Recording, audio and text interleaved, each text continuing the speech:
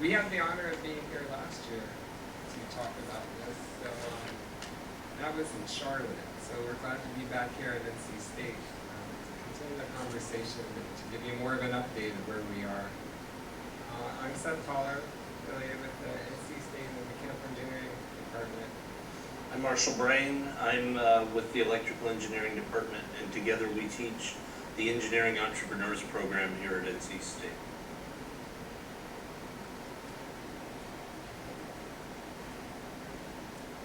So, EcoPRT, if you didn't hear our presentation last year, the idea is that on campus here at NC State, we're split.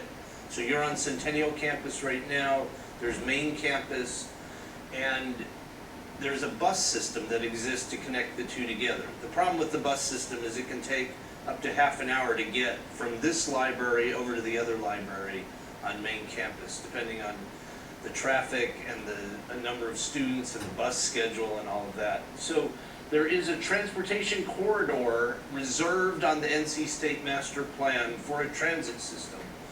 But there's no transit system on the planet that NC State could afford to put in that transportation corridor. So we are together, Seth and I, are designing the system that will fill that transportation corridor at a price that NC State could actually afford. So maybe not so relevant here, but back in last year in fall, we had a lot of media attention from local news agencies. So I guess we did maybe 6 TV interviews regarding this, and that was kind of at a stage where we were just getting things up and running, in fact. So we're pretty excited as we move forward with a lot more potential for additional media attention. So without further ado, we'll go ahead and introduce this. Just by a show of hands, who has heard of EcoPRT? So maybe half of you. So this will be smooth sailing. So this is a picture that we show to most people, and the picture tells 1,000 words in many cases. The idea here is current transit systems tend to be very expensive. So what can you do if you make the vehicles much smaller and much lighter, and then you have translational benefits in terms of having a much lower system cost, which in turn makes it much easier to adopt. So we're going to go over some brief elements of the points of the benefits of having a system like this. We also have been working with a company in Greensboro, Technicon Design, Brent Wickham.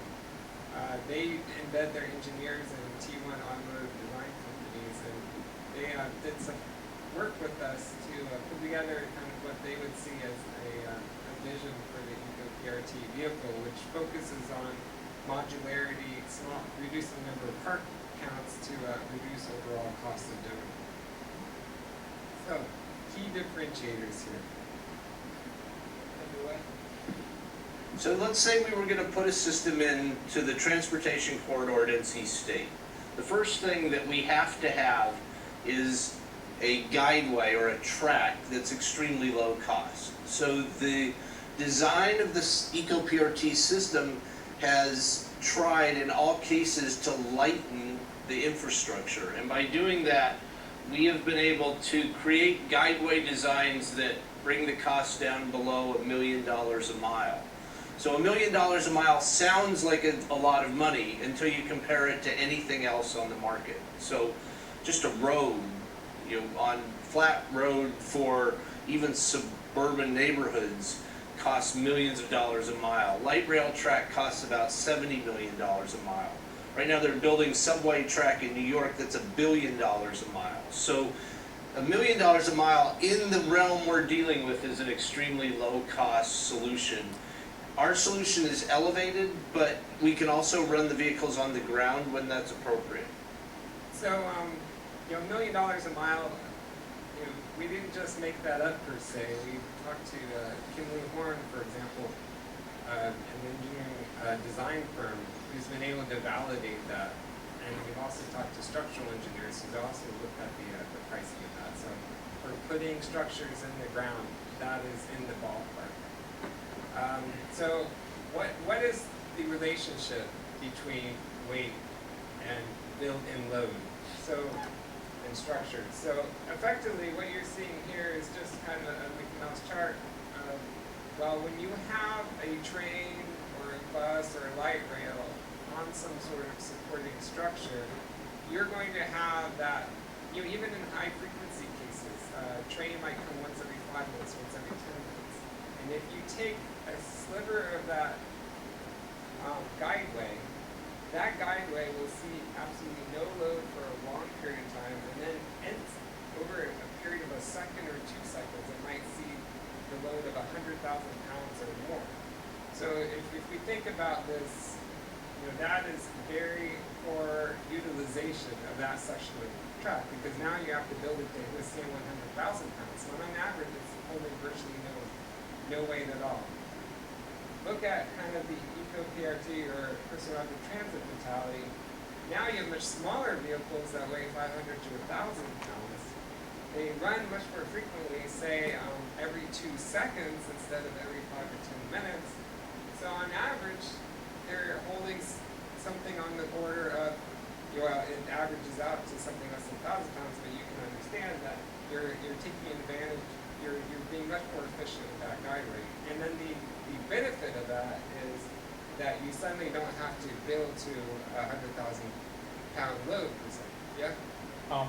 Did you consider and reject just moving people? I mean, the airports have belts, and Disney World has people mover tracks, and I know there's mechanical cost in making a belt that conveys people at rapid speed, but it's not the weight cost that you're talking about. It's it's an apparatus cost, right? Right. I personally did not look at that in too much detail. So I can't really speak to that. I made the wild assumption that perhaps it might have been out of the more expensive to do that over a period of miles than, say, to do something like this. Yeah. Just a follow-up comment. I think this way you can build it out with a much better incremental cost model. So if you have rollers and a moving walkway, even if one person uses it, you build the whole thing. Here you just build a guideway and a few of those, and then as loading increases, maybe more people pay for that, and you put in more of those. So. I can't imagine you have a marketing problem in utilization. Once you turn this thing on, everybody in the world is going to be crossing campus on your system, I think. The idea of a 30-mile-an-hour moving sidewalk is interesting. And then you had the weather, so 30 miles an hour in the rain might be interesting. So now you have to put it in a tube, maybe. How do you get on and off?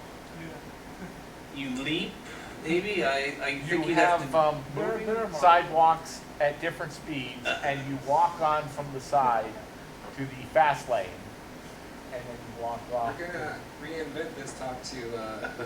I'm sorry. I I didn't the mean to walking redesign. guideway. I really only meant to ask, did you consider it and reject it? And apparently you did. I don't know that we ever actually did a cost-benefit analysis. Like Seth said, I think we made an assumption that we would use vehicles. But, please keep the questions coming. That's excellent. Oh, now I lost my thought. Sorry about that. Oh, no. So the next part, to make an inexpensive system to connect the two campuses together, is we have to have really inexpensive vehicles. And they need to be light in order for the guideway to be inexpensive. So our target is 500-pound empty vehicles that hold just 1 or 2 people. So their maximum weight is going to be about 1,000 pounds each when they're fully loaded with 2 people of my general size. The target price is $10,000 or less, and if you think about some of the smaller, less expensive cars on the market today, or if you think about it from the other angle, from the golf cart perspective, that's a really easy price point for us to hit once we're manufacturing them in any kind of volume. So we've had some discussions with manufacturers of similar sized vehicles, I guess, and they felt that the strategy, our initial strategy was looking at kind of an aluminum frame surrounded by, say, plastic or composite materials, and that can, significantly reduce the weight compared to other, metal or steel-based systems or vehicles. And in small quantity, you're not necessarily going to hit that $10,000 per vehicle mark. But in large quantities, it's most definitely within realm of feasibility. Additional costs also look at the sensor suite you're using, and that's part of the research effort that we're doing. Is what sensors give you what you need to do the navigation and collision detection, but aren't going to be, for example, the $80,000 sensor that, say, Google might use on their RoboResearch. This kind of gives you a perspective, again, from Technicon design, of what a vehicle could look like if it were parked outside, say, the Hunt Library, for example.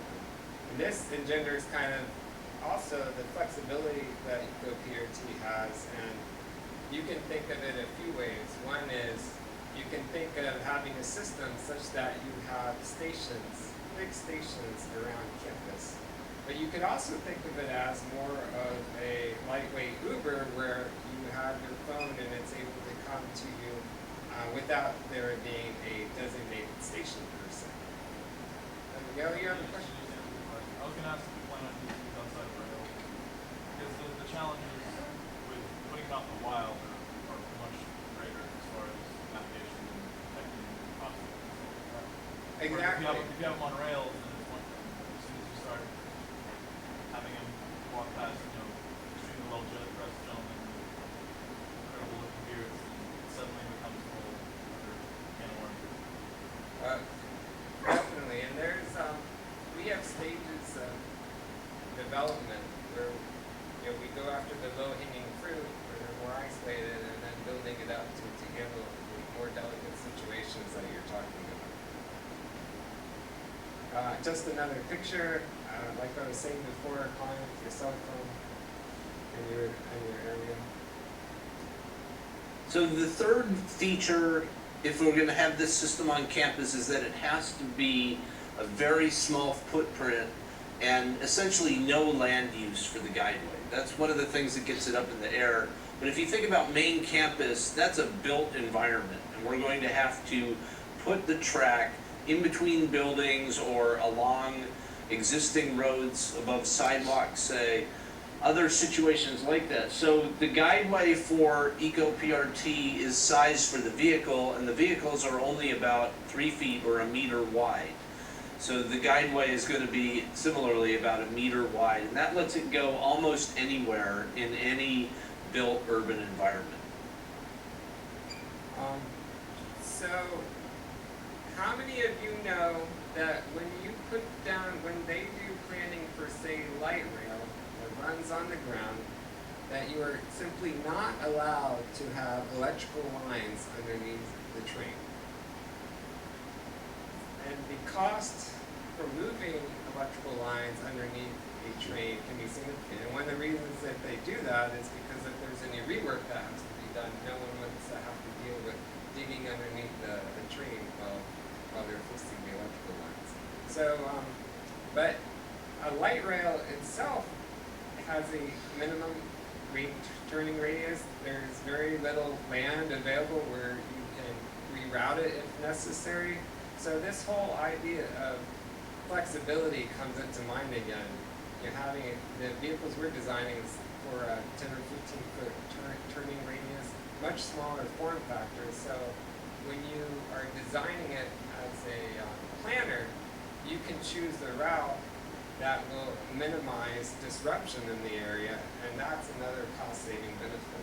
This picture itself kind of gives you the idea for the size of the vehicle and weight compared to others, but it doesn't tell you the whole story where, for example, light rail or trains in general require a significant setback as well. So there's a big comparison between the amount of land that you need to use for one system versus the other.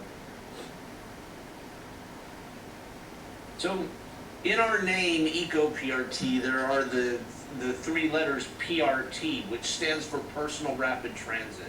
And that in the transportation industry is a known quantity. So one thing that it means is that you go from your starting point to your destination with no stops. So all the stations are on sidings. When a vehicle stops at a station, it doesn't block the main thoroughfare that other vehicles are using. Since our vehicles only hold one person or a person and a friend, those people always have just one destination. So there's no stops like a bus has at every stop along the way. So again, it eliminates stopping as you're traveling. And because it's automated, so our vehicles, they don't have steering wheels or any form of human control, they're able to run 24/7. So the idea is that you walk up to a station, if we're using the station paradigm, you walk up to the station, there's a vehicle waiting there for you in a berth. You get in the vehicle, you tell it where you want to go, and you go there without any stops. So there's no waiting for the vehicle to pick you up, there's no waiting en route. You get to your destination as quickly as possible, and you're ready to go. So I think we kind of touched upon these points. So, like we said before, a big focus, I would say kind of the two big drivers here are reducing costs and maintaining convenience. One point is, do you know what the average vehicle occupancy rate during commuting time, say on I-40 is? Does anyone have a guess for that? Close to 1, exactly. It's probably from 1.1 to 1.3. Almost everyone drives alone.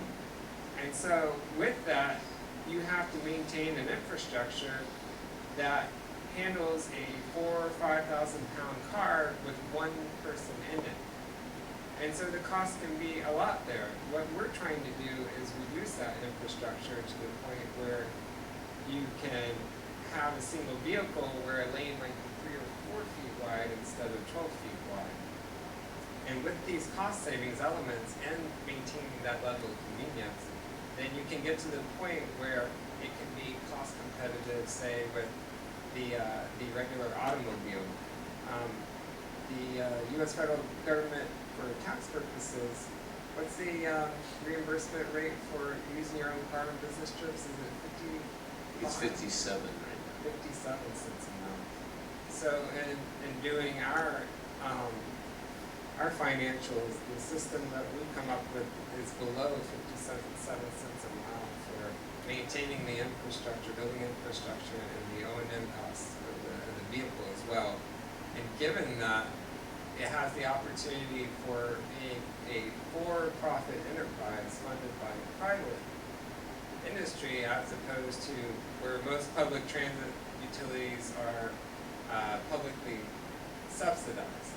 And the flip of that actually is very interesting in the sense that now you have a market-driven approach to a transit system as opposed to kind of a government push, which can drastically change the rate of adoption. So our goal is to create the first system here at NC State. We're going to do that in a phased approach that we'll talk about in a little bit. But the idea is that we would have a system that connects this library to the Hunt Library with 4 or 5 stations in between that stop at obvious places like the Student Center. We, based on bus traffic statistics that are easily available, we predict that about 10,000 people a day would ride that system. So it's going to be a high volume system. By doing it at NC State, it's a lot easier to get a hold of right-of-way. There are a few minor things that are going to make it difficult to do that system, not purely on NC State grounds, like crossing over Western Boulevard and getting over the railroad track there on campus. But our plan is to put it in here at NC State to show the world what's possible, and then from there to expand out to other sites across the country.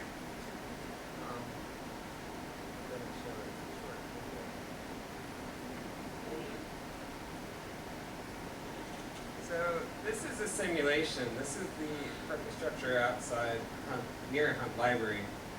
This is the simulation we wrote, but and I think it has about 200 vehicles, and it shows how the two campuses could be connected together through a couple of stations, mostly leveraging structured parking. And by leveraging structured parking, you remove some of the costs associated with building separate stations.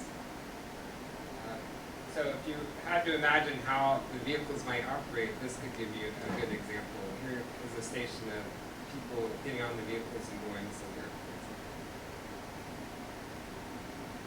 Seth wrote this whole simulation, so it's really useful for trying to predict traffic loads. For example, if this room were filled, there'd be about 400 people in it.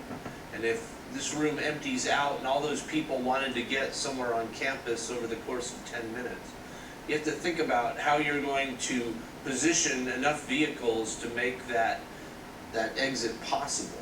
And the simulator is very useful for looking at those different scenarios. All right, so this is an example of how an entrepreneurial system could expand out across Raleigh. This is where we are right now, the Hunt Library. This is one track orientation out of hundreds that could be conceived of, but up at the top is the Hill Library. So assume we put this in. It has 10,000-ish people a day using it to get between the two libraries. This is downtown Raleigh. We worked with the Chamber of Commerce and came up with a system that would hit all of the major attractions and hotels in downtown Raleigh. It's got about 20 stations on it. So if you were a tourist and you were staying at a Raleigh hotel, this would let you get just about anywhere you would want to go in downtown Raleigh. So one cool thing about NC State and downtown Raleigh is they're incredibly close together. We think of them as different islands, but there's only about 1.5 miles of track needed to connect those two systems together. So that hooks in Cameron Village, which would be a fantastic resource for students because there's a grocery store there and a lot of other restaurants and so on. That would hook in Broughton High School. It would pick up all of Glenwood South, all the bars and restaurants there. So now you'd have 10,000 people on campus plus a whole bunch of tourists in downtown Raleigh able to get between the two sites easily. We also worked with the town of Cary and came up with a system that could cover a great deal of the town of Cary with stations that have about a half-mile maximum walk for the people in this triangle.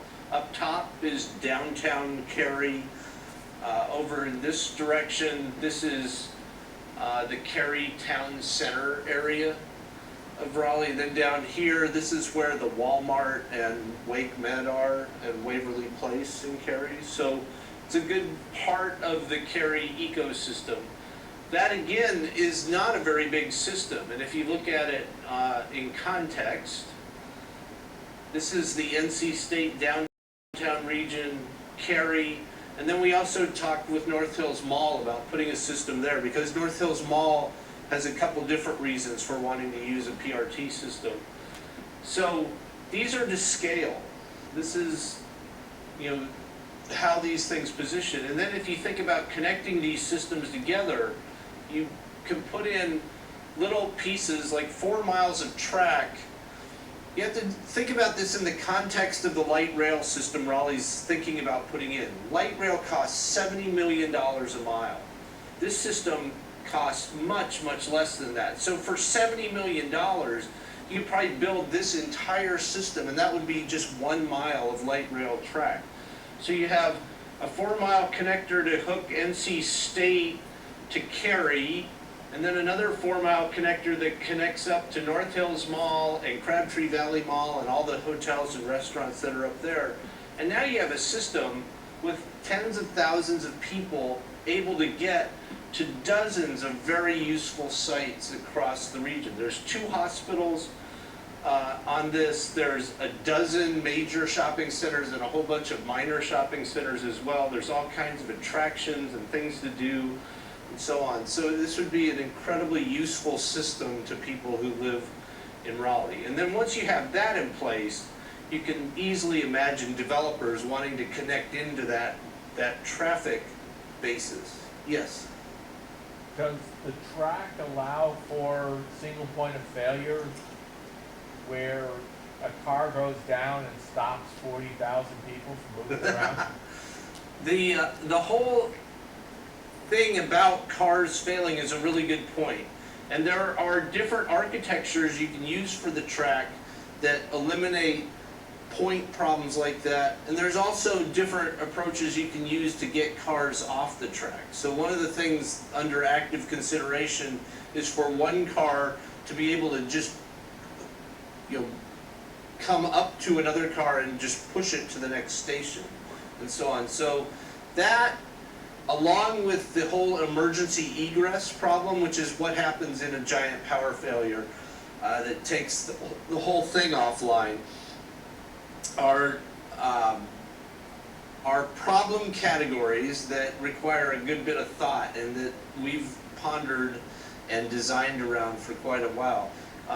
ADA accessibility also gets into that same genre of things. So it's a lot of the system design has to be taking care of these emergency modes or problem modes.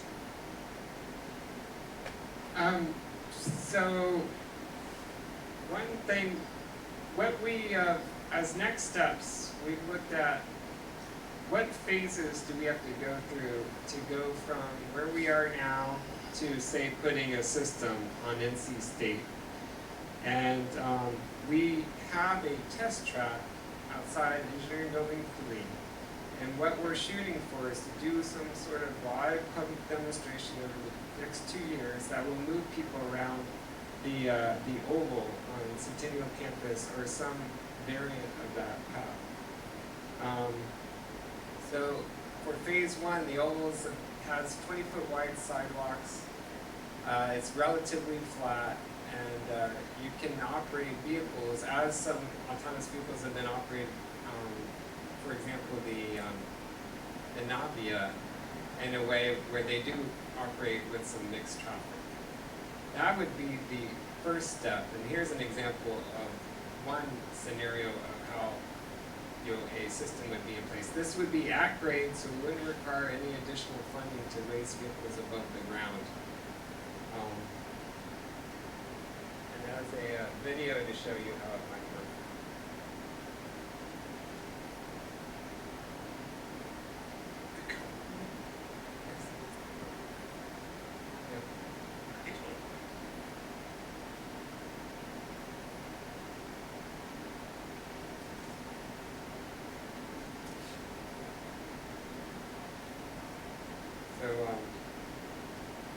So in our demonstration, it might use 5 to 7 vehicles.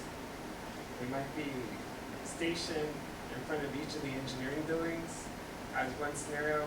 We looked at other scenarios where it might connect the Wolf Ridge apartments, say, to the parking deck on the other side as well. Those aren't running at speed, are they? Real time, right? So 50 miles per hour on the curve, of course. I have a question. Would they be on a track? No, these would not be at a track. So how are you localizing them / detecting someone crossing their path? So we're using something. Think of this as a test platform where we're looking at a variety of different solutions. One of the solutions that we're examining uses something similar to GPS, but it's more local, and it offers more accuracy. And obviously, in using some certain GPS systems, you can have, accuracy within 15 feet, which is, really unacceptable. differential GPS offers greater resolution if you don't have the associated dropouts. And we have explored some other solutions as well. I'll show you an example of some of the initial testing that we've done. For the collision detection or avoidance, looking at basically two elements of it. It's vision systems, mainly stereo vision systems, and also a form of low-cost LiDAR.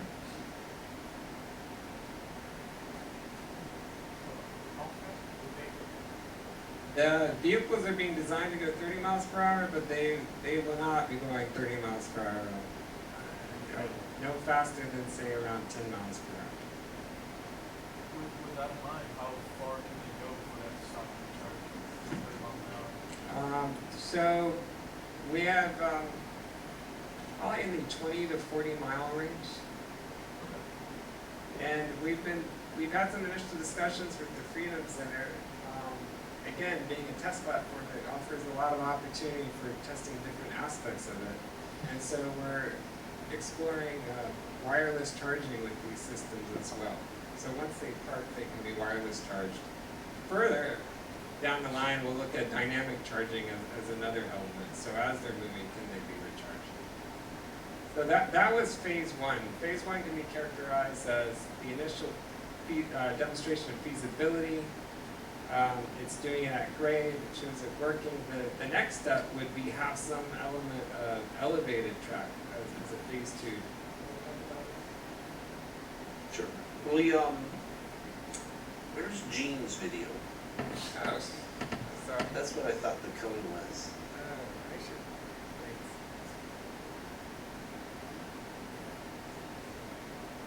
So this is what it would look like, you know, from a person's perspective.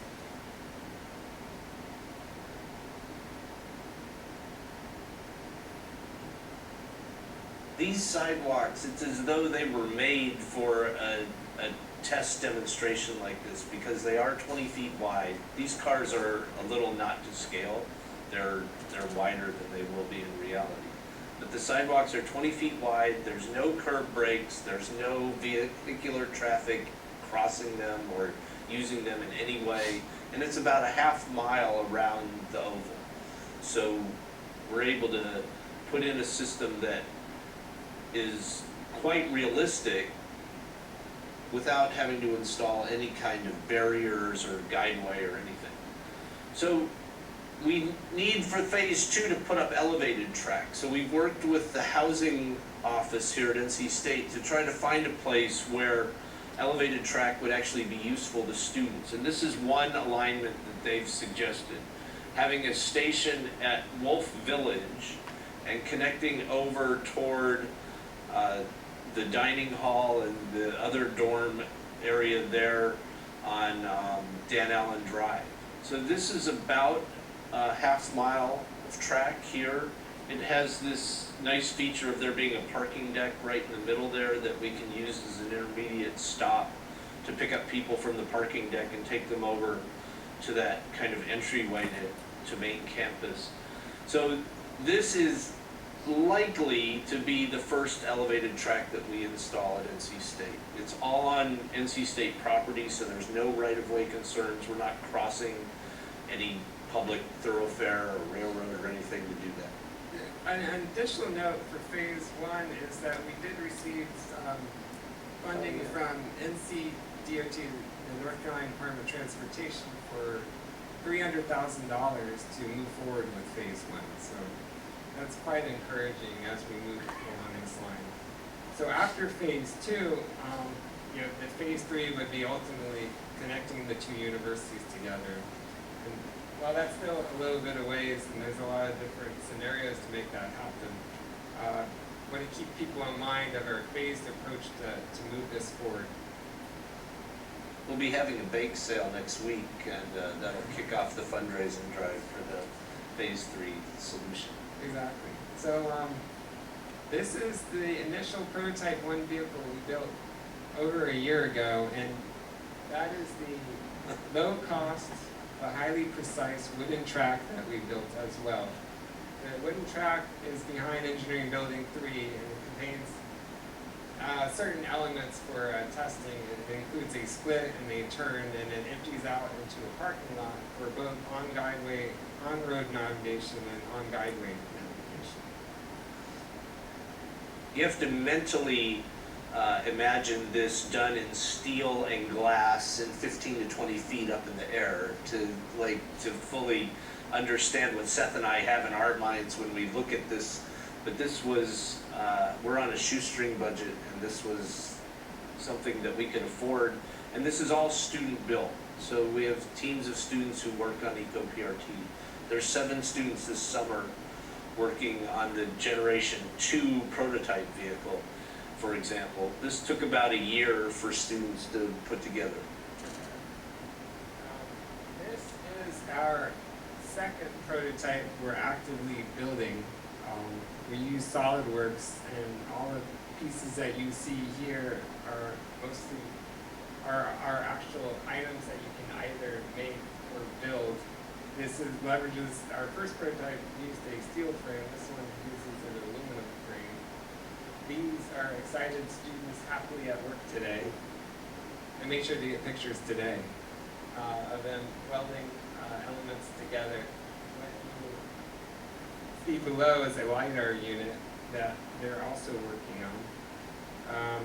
So sensors, like I said, we're using LiDAR elements in addition to stereo vision as the 2 main sensor components for testing purposes. And this is still preliminary, and we're working through those details. Is it 4-wheel steering? It's 2-wheel steering, 4-wheel brake, suspension plus air conditioning, fully enclosed. Air conditioning took a while too. That was a year in development for the students. This is there's a local welding shop that put this together, heavy metals. So it's amazing what you can do when you give them a design and say go build it, and voila, it comes back. It's like 3D printing that you don't have to worry about. So you saw the oval demonstration, but let me show you. So back in fall semester, we did do some autonomous driving. This was merely to initially test the navigation, not the collision detection. So you see the green line is where it's going, and then there's a red line that shows where it's supposed to go. This uses that solution that's what I would call local, kind of a local GPS solution for moving it around. This is where the test track is, but from the satellite view you can't really see it. We are using right now just a laptop that integrates with a custom vehicle controller board that controls the brakes and the steering along with the drivetrain. This first prototype vehicle is a 48-volt, mostly lead-acid battery system. We've moved up to a 72-volt lithium battery system. So to give you an idea of the difference in weight between the lithium and the lead-acid is, the lead-acid is 150 pounds in weight, and then the lithium is 35 pounds in weight. The steel frame was well over 100 pounds in weight, with the aluminum frame being about 50 or 60 pounds in weight. Of course. Have you worked on those orientation projects once in a while? Oh yeah, it's that's what happens when you try to do navigation without a gyro on board. So we've since integrated a gyro that, that's it's more or less a software anomaly. It's not actually the vehicle. Have you thought about using any sort of field encoding or visual odometry or anything like that? Yeah, so each of the wheels will have encoders on them as well. We just hadn't integrated the software with all those components. This you can kind of consider as just the first try.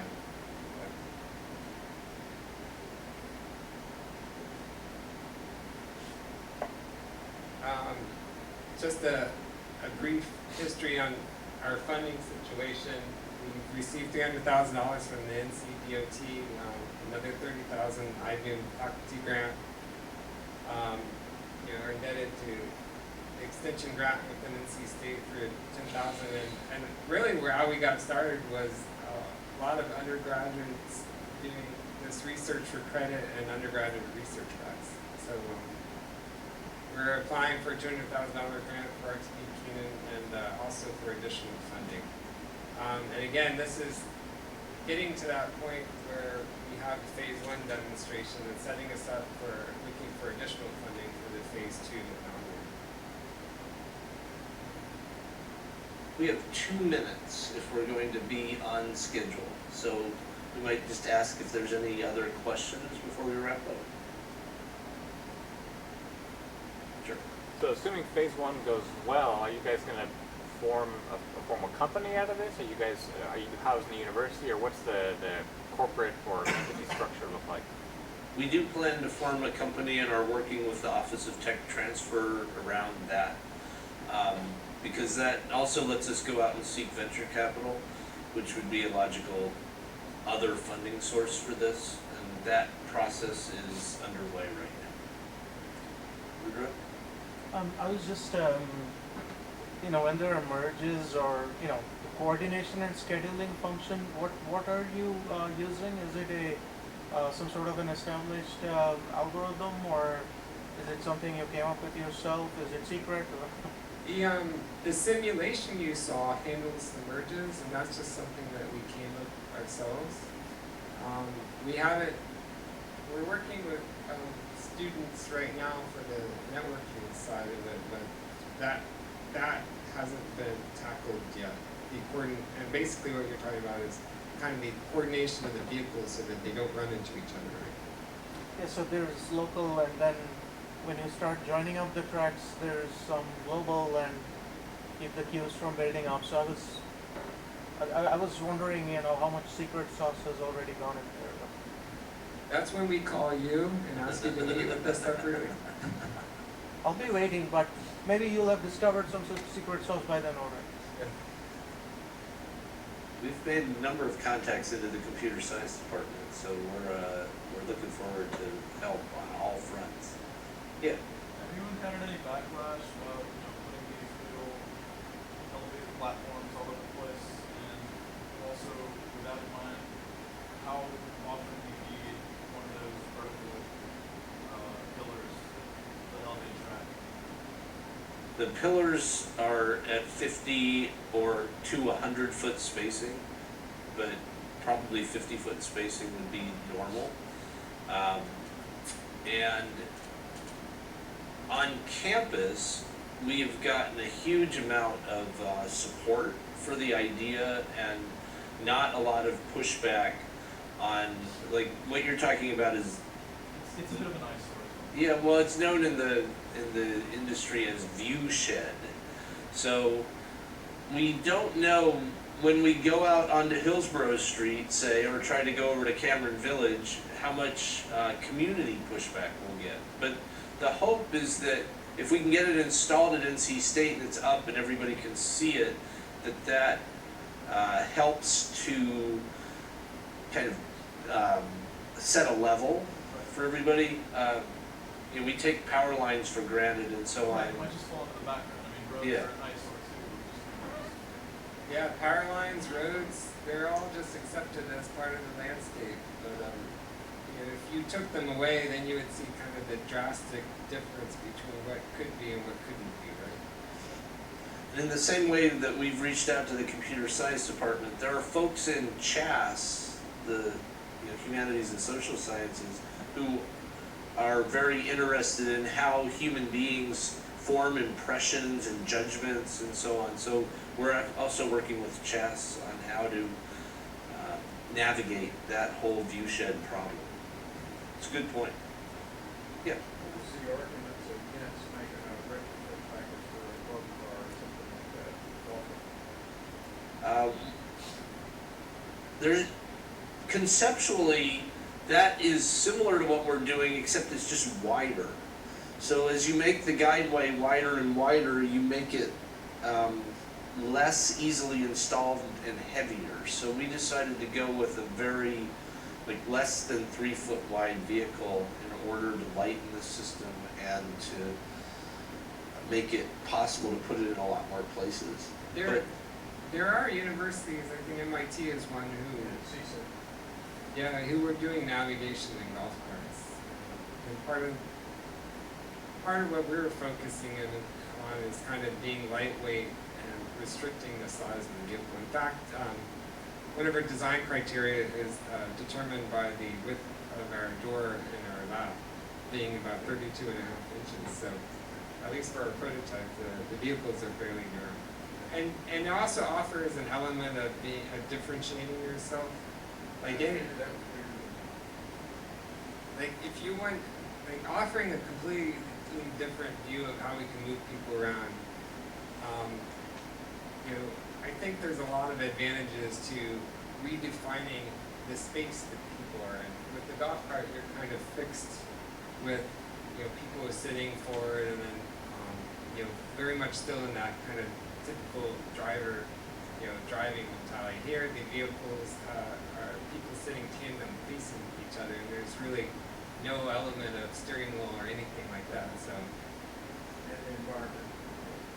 yes, air conditioning was we were understood to be top on the list. So if there's damage done to the rail, right, how much downtime do you foresee will be for the entire system? So like a truck, like runs into the pillars, so that sections out, will it still be able to function within the means, or will it just only entire system down? So one of the advantages, so redundancy is a big deal here, and when you have a grid-type system with multiple paths to get the same location, it's not as a big deal. But if you have just one way, one critical path, and the truck does hit a pillar, then really there's no alternative there other than waiting for it to get repaired. But the advantage of this system over, say, road construction is that it's a lot more like installing a power line than it is installing a road, because you're putting up poles and hanging track on those poles. It takes days or weeks rather than months to do a repair like that. Yeah, clearly you could solve this problem with scaffold temporarily. It seems to have a fairly large surface area on the side, and very narrow wheelbase. Have you calculated what it would take to blow it over? Yeah, we did some CFD analysis depending on the width of the vehicle, and it varies, but it could be on the order of 70 miles per hour. Depending, it could be less if you restructured the wheel base as well. At least for the time being, and getting the demonstration going, we're not too much worried about that right now.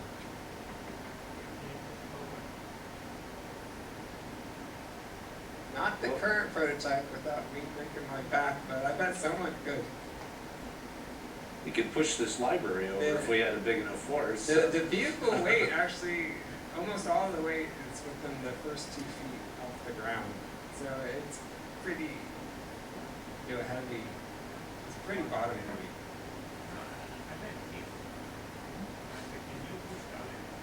Oh.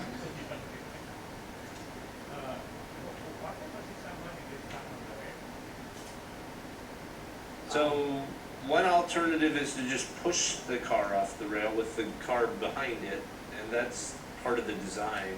The other gets into emergency egress. Like, let's say there's a massive power failure.